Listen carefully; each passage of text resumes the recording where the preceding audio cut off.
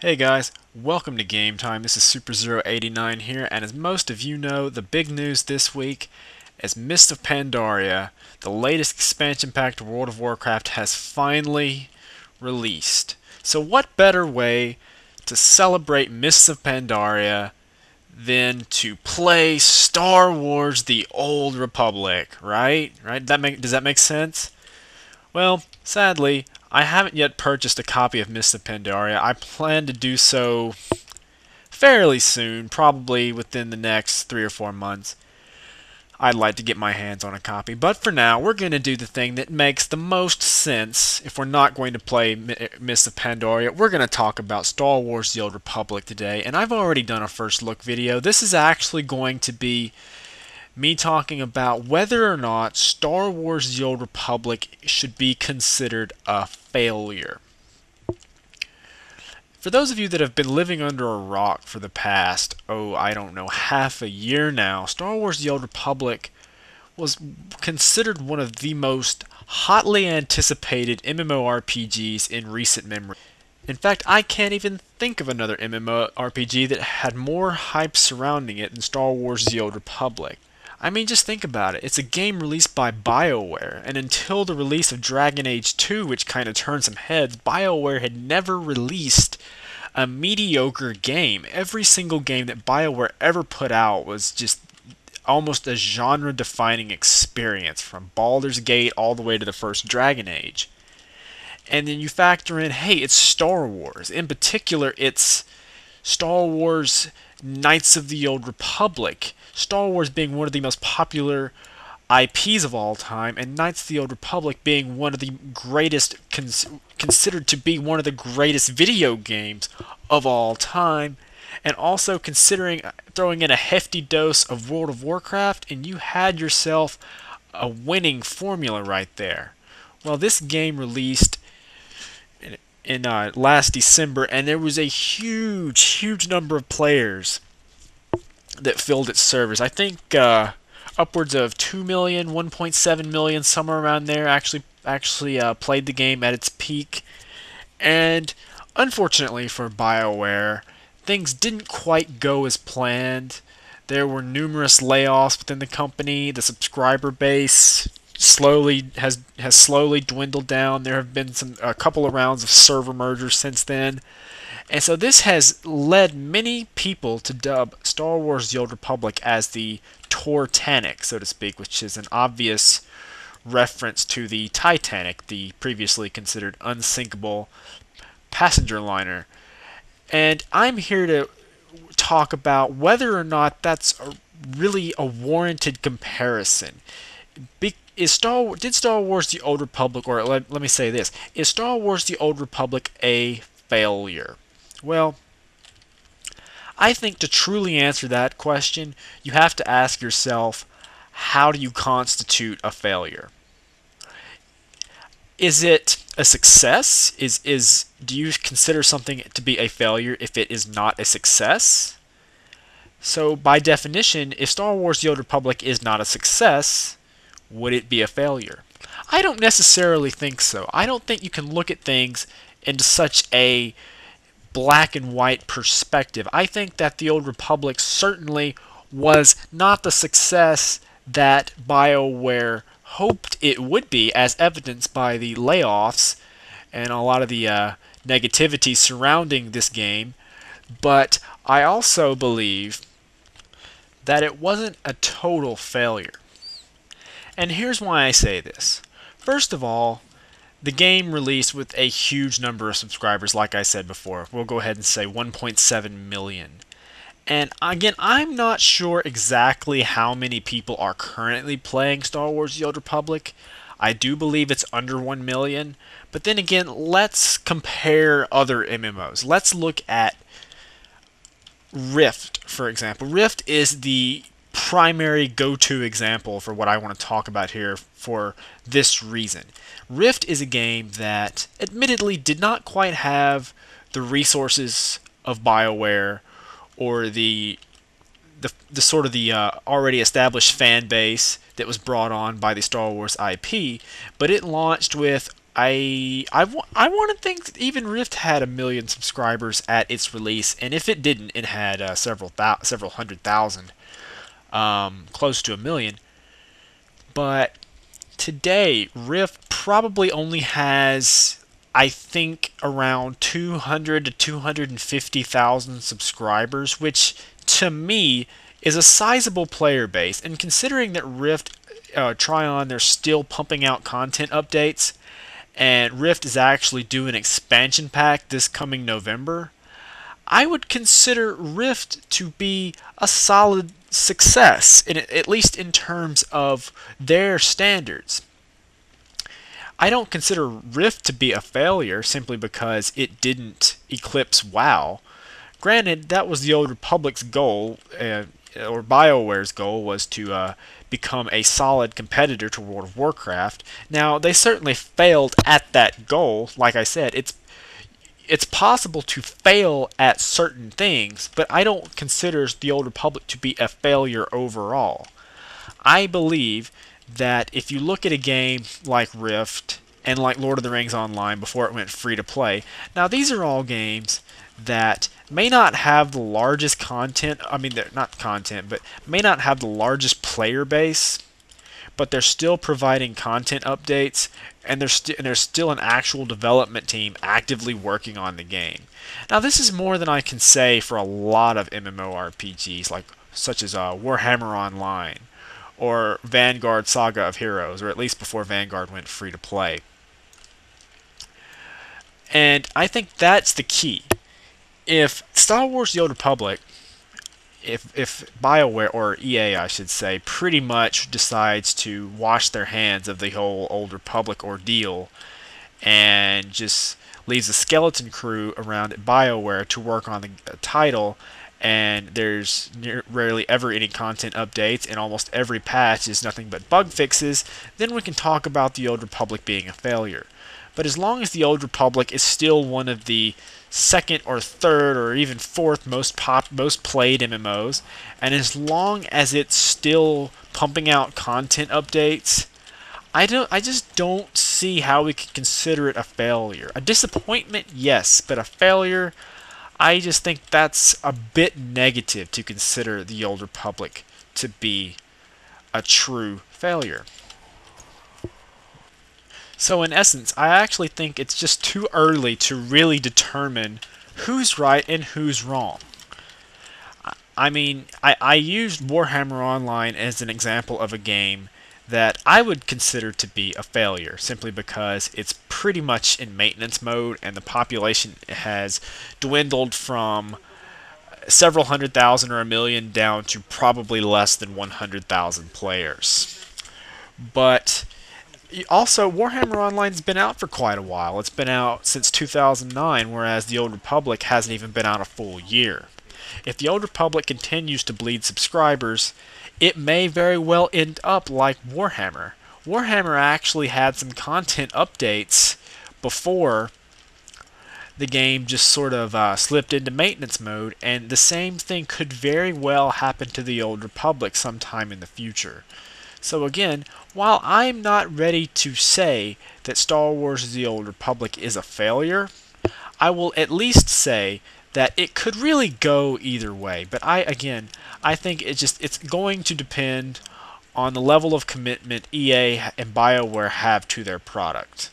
I can see I don't know if I would go so far as to say a bright future, but I can see a future for the Old Republic. I can see it being a game that, again, doesn't live up to expectations in terms of its ability to challenge WoW for the title of #1 MMORPG, but I do see it as a game that sort of fills a niche, like Rift fills a niche, or like Lord of the Rings Online fills a niche.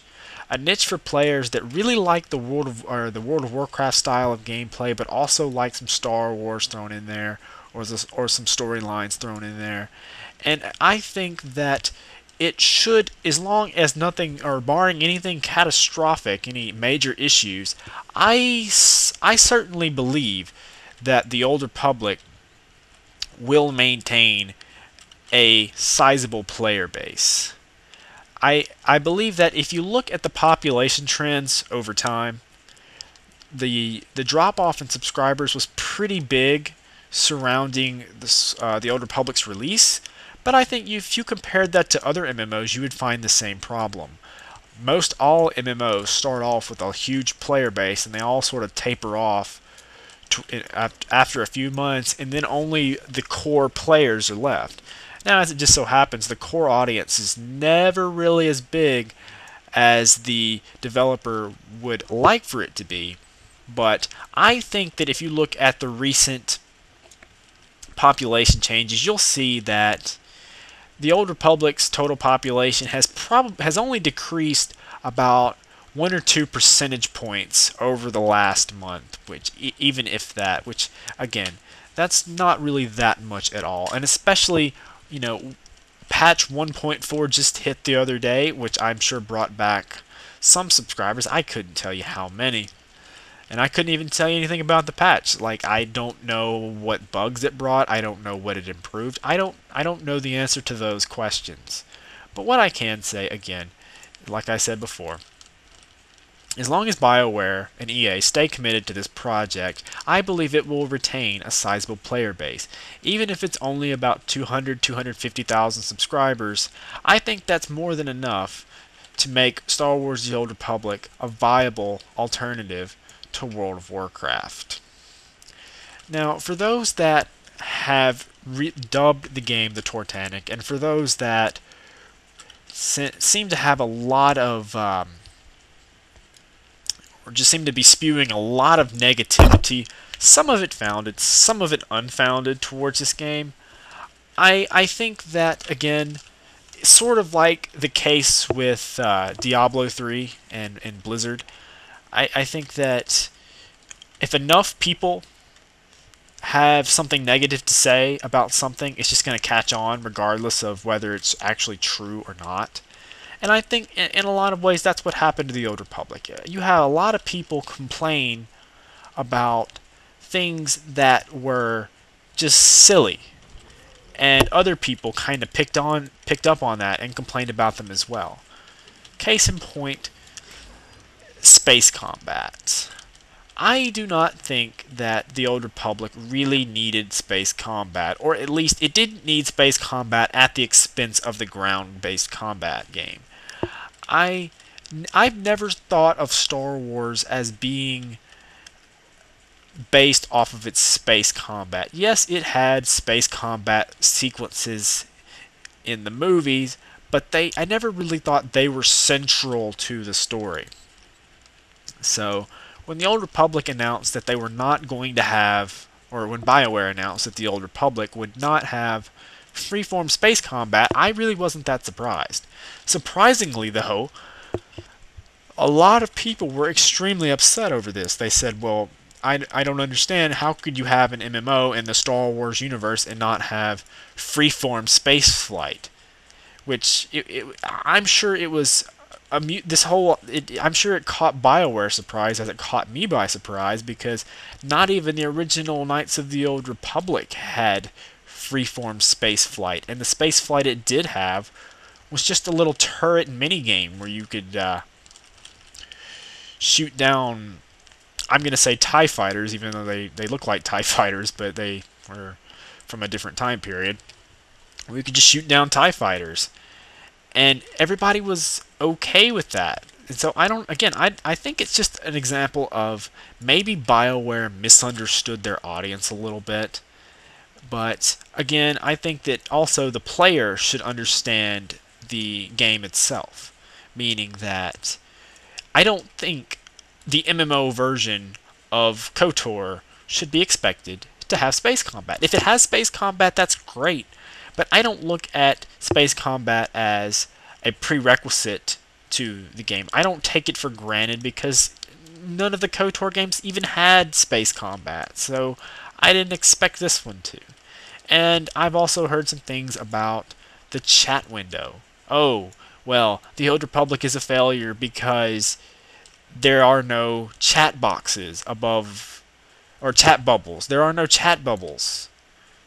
And if that's the most ridiculous thing I think I've ever heard in terms of a criticism towards this game, simply because the original EverQuest was one of the most popular MMORPGs of all time, and is still to this day considered one of the most beloved MMORPGs of all time. And it doesn't even have chat bubbles, and it never had chat bubbles, and people don't care. You don't. Chat bubbles would be just a very extraneous feature. They would be neat to have for some people, I guess, but it would be silly to complain about, or it would be silly just to leave a game because it didn't have a chat bubble. Now, there were some relevant complaints, I think, generated towards the Old Republic at launch. Performance issues was a problem for many. It was sort of a problem for myself included, and I also believe that the game was certainly fairly glitchy at launch. It seems to have improved over time. The game is certainly stabilized, and there aren't as many. At least I'm not noticing as many graphical glitches as I noticed before. I don't know about content-wise what all is glitched and what isn't. And also, just in terms of modern MMO conveniences, the game launched without a group finder.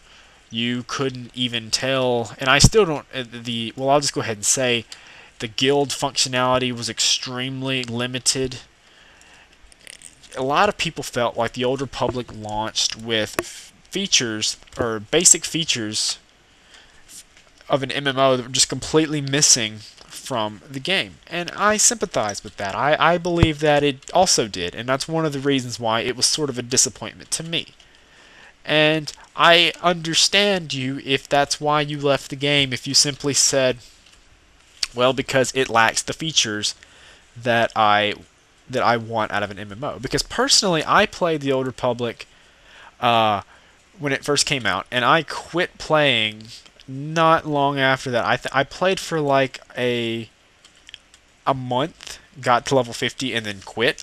Because I hadn't joined a guild, and I couldn't find a group to do any of the hard mode flashpoints, and the game just kind of stopped for me right there. So, but when BioWare implemented the group finder last summer, the game kind of took on a new life, and I actually was able to get groups for hard mode flashpoints, and I geared my character up very fast, and I actually did some raids and had a good time. Now, yes, I agree that the raids, generally speaking, are too easy. And this is not coming from someone that considers himself a power gamer, or someone that considers himself skilled at these games in any way. I'm very casual when it comes to not only playing the game in general, but just also in raiding. I do raid. I like to raid in World of Warcraft primarily. That's where I have the most experience. But I've never joined a serious hardcore raiding guild. I always try to go for the family-oriented guilds, or the more casual guilds that maybe also have a raiding core.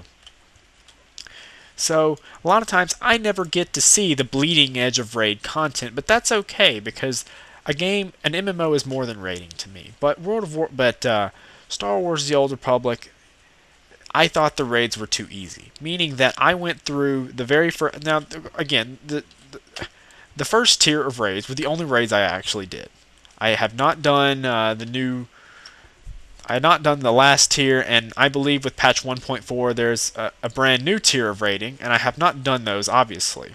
But speaking from my experience with the first tier of raids, which were the raids that most people were doing around launch time, they were extremely, extremely easy. We cleared both raid zones in story mode in one night, and then we cleared both raid zones in hard mode in about 2 separate nights. And I couldn't speak for everyone else in my group, but I had never even been in those zones, and I had never even touched a walkthrough to teach me how to fight the bosses. They were that simple. Even in WoW, a lot of the fights, if you don't go into the fight already knowing what you're supposed to do, you're kind of screwed. So, no wonder a lot of players kind of ran out of content after a few months because the raids simply just didn't take that long to complete. And I don't think BioWare fully understood, or I still don't think they really understand the mindset of the MMO gamer. But that's really for another video. And I guess to sum up everything I've said so far is that I really do understand why some people dislike the Old Republic. I don't think that the Old Republic well, obviously, objectively and subjectively, the Old Republic did not meet expectations. It was not the WoW killer everyone thought it would be. BioWare certainly appears to have lost a step or two since the acquisition, or since EA acquired their company. But again, Star Wars has its issues. Some of them valid, some of them not so valid. But every MMO has its issues. As long as there are no game crippling issues that were present in Age of Conan, game crippling issues that were present in Warhammer, and game crippling issues that were present in Vanguard Saga of Heroes, the Old Republic still has a long life ahead of it. It can very easily be an alternative.